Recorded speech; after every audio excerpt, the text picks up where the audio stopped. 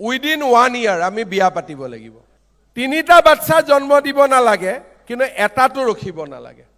50 বছৰ পিছত অসমীয়া মানুহ নোহোৱাই হৈ যাব পৃথিৱীখনত।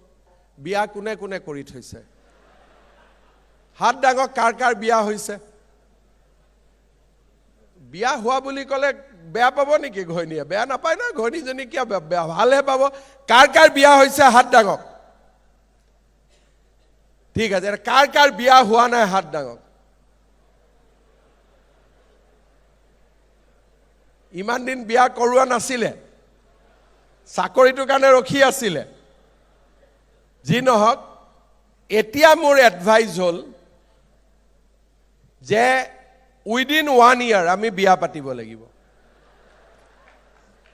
আমাৰ অসমীয়া মানুহৰ সমস্যা হৈছে 30-32 বছৰলৈকে আমি বিয়া নাপাতো, আৰু 30-32 বছৰলৈকে আমি বিয়া নাপাতো কাৰণে 50 বছৰ পিছত অসমীয়া মানুহ নোহোৱাই হৈ যাব পৃথিৱীখনত।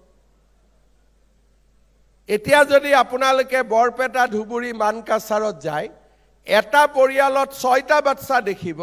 ডিব্ৰুগড়, শিৱসাগৰত গ'লে এটা পৰিয়ালত এটাও বাচ্চা আমি দেখা নাপাওঁ। তাৰ ফলত কি হৈছে? কাৰোবাক আমি কৈ আছো যে সন্তান কম কৰক, কাৰণ আপোনালোকে খুৱাব পিন্ধাব নোৱাৰিব।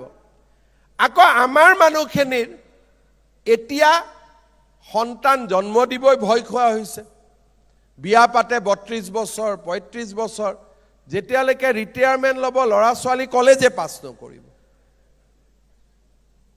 সেইকাৰণে যোৱাকালিও মই কৈছোঁ, আজি যেতিয়া আমি চাকৰি পাই গ'লোঁ, দেউতাক মাক সকলেও মোক সমৰ্থন কৰিব যদি লগত আছে, এবছৰৰ ভিতৰত সকলোৱে বিয়া পাতিব লাগিব। ঠিক আছে? আৰু বিয়াৰ নিমন্ত্ৰণী চিঠিখন মোলৈকেও পঠাই দিব, য'ত য'ত পাৰোঁ যাবৰ কাৰণে। হ'ব? ফেচবুকত দি দিলে হ'ব যে বিয়া পাতিলোঁ বুলি।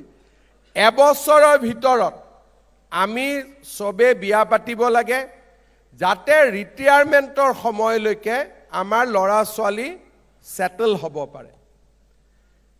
3টা বাচ্চা জন্ম দিব নালাগে, কিন্তু এটাটো ৰখিব নালাগে।